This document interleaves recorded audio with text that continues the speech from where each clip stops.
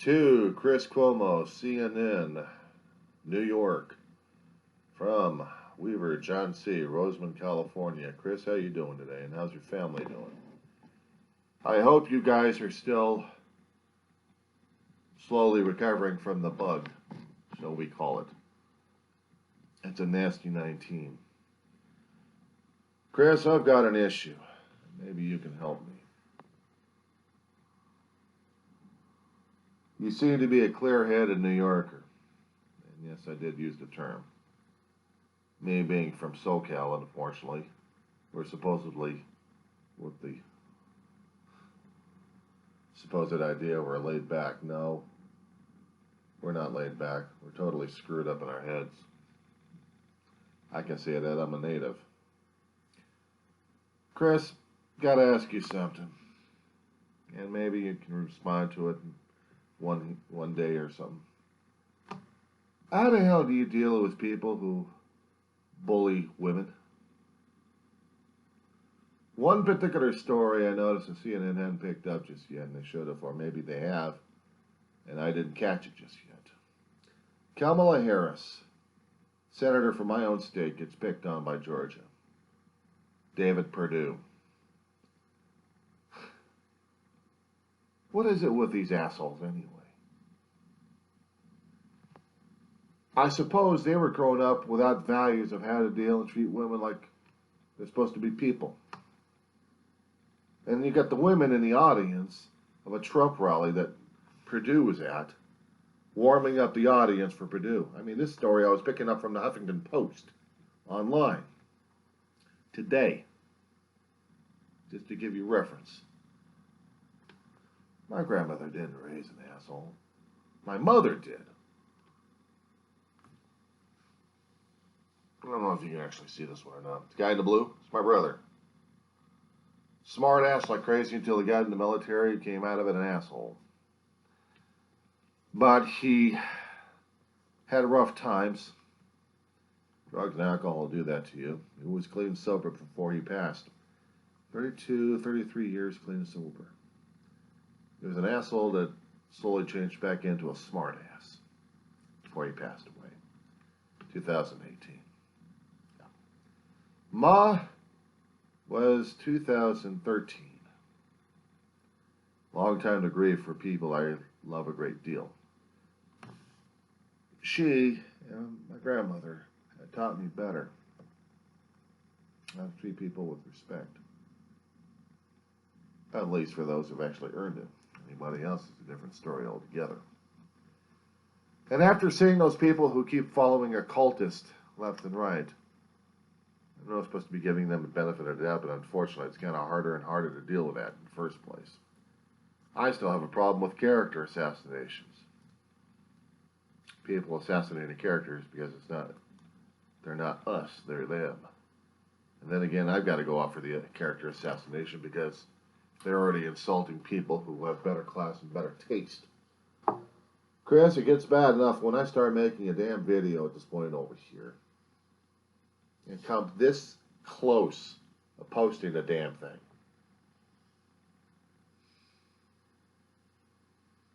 I had to make another video, longer video,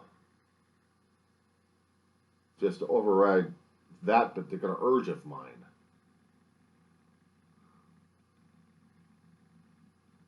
This has been one rocky, shall we call it, decade that we're both surviving through. We've seen a hell of a lot of trials and tribulations, my friend. COVID-19 seems to be bringing out the worst of us. And maybe somehow it's trying to whittle us to bring out the best of us one way or another. And what I keep seeing, I'm not exactly seeing all that much best to people's worst natures, including online and social media left and right. But in situations like this, what we're trying to do, discuss the situation and trying to find survivable ways to get out of it without trying to kill each other. I'll tell you, sometimes I just don't know what the hell's going on anymore. You're still trying to figure that one out yourself because I hear it in your voice all the time. I hear it in your in your stories. I hear it every time you have interactions with Don Lemon. Tell him I said, hey.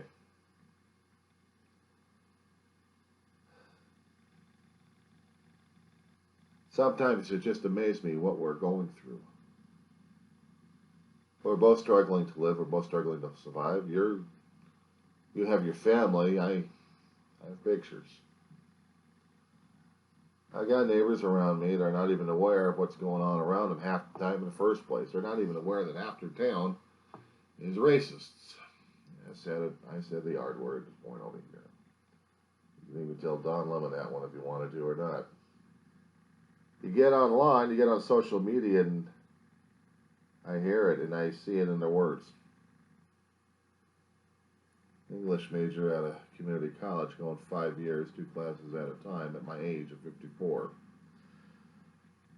My brother thought it was a good idea for me to continue on with my education even after his death. I never did complete my college work when I came out of high school. My mother was pissed off at me when I screwed up 2.5 years and had to work my ass off 30 plus years out of jobs. Gave me a hell of a perspective during that time. A lot of changes, a lot of twists and turns kind of educates a person, you know. But it never did give me that kind of perspective to find a hell of a lot of anger and a lot of distrust to go after people just to satisfy some kind of weird mental illness. It's hard enough trying to find the good in people, especially when they keep demonstrating that they have a fondness and a penchant for tormenting others one way or another. My brother never stood a bully. He always beat the living crap out of him. He was taught. Always support a woman. If she gets insulted or hurt, oof, watch out. My brother always got in trouble with the principals over at schools he went to. But he was a strong defender. He tried to instill that in me. I'm not the physical kind, Chris. I was always the one looking for the one weakness and then tearing apart your ass just for a few good choice words. Me and my brother would have arguments over that one. But as brothers go, we were the tightest. Taught each other how to watch each other's back. And we did just that throughout our years. Last several years of my brother's life, I was his caregiver. Before that, we were our own mother's caregivers before she passed. So it kind of installs a saga and legacy in me of who and what to support and who to go after if necessary. I still think it's wrong for me to put this damn video up because I'll be like everybody else. But I can't stand back and see a woman, a good woman, getting assaulted like that, and she probably would look at me and say, "It's all right. I'm going to tell her." No, my mother and my grandmother taught me better than that. Always defend a woman if she's going to get attacked like that. These days, when you have the cultists going after each other, including women going after each other, it's kind of hard to find that kind of old-fashioned sense, you know? Because who do you defend? And who do you go after?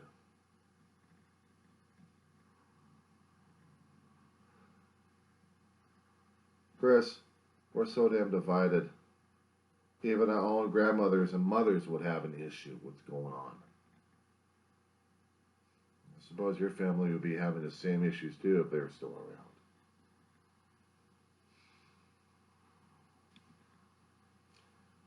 So quite frankly, Chris, I don't know any other answers at this point over here, except to say that, you know, I do what my brother has raised me to do. We're 8 years difference, Chris.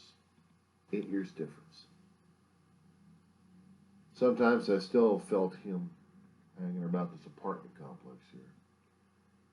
Let me tell you a little bit about my town here, pal, before I end off, okay? Try to keep a long story short.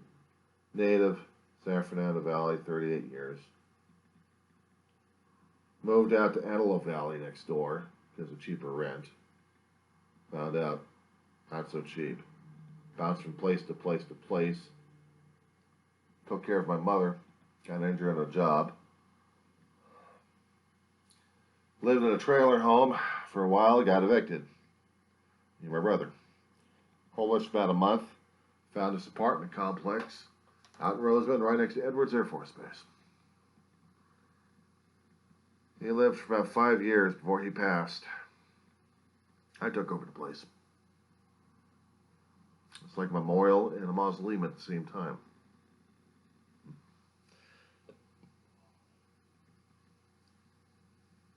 I don't like to leave this place. Eventually I'm going to have to. Getting too damn old, my friend. I'm getting too damn old. Next year I pull double nickel. A lot of things COVID took away that I would normally use for celebrations. I have to survive and adapt. And Mr. Chris Cuomo, one of the things is doing video logs, and I generally don't in my lifetime. I've never done a video log. I've always written things down, and I've also recorded a lot of things over the past 20 years, I think. Not all of them were saved. But in this COVID crisis this year, this is the first time I've actually done YouTube. Not using YouTube to find stuff. I'm talking about creating my own channel and doing my own video logs of the things I observe and memories I have. I'm no expert at anything. But growing up, a lot of things you do pick up. Pearls of wisdom here and there. Observations of an old fart. That's what I am. And getting there too. But we're both going to get there one way or another. And you know what, Chris? I'm not afraid of death. I'm afraid of not accomplishing some of the stuff I've done in life. But I'm not afraid of it either. Because I know all those people I've left behind growing up, all those I loved, waiting. But I'm also not looking forward to dying today or tomorrow.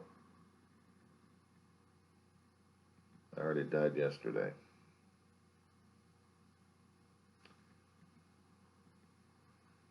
Three times, actually.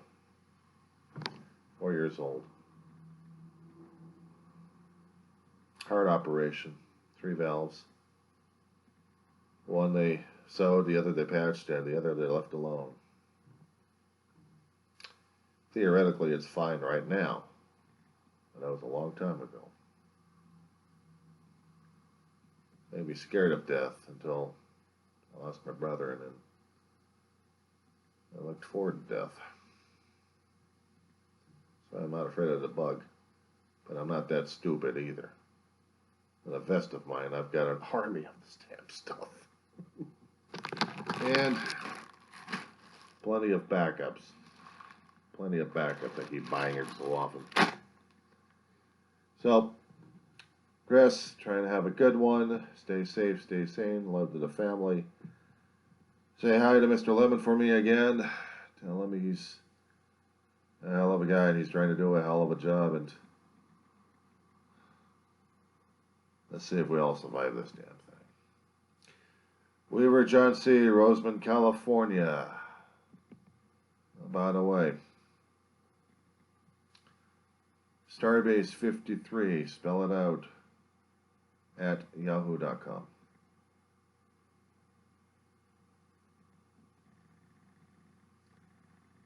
That's my address. I'll see you out there, Chris.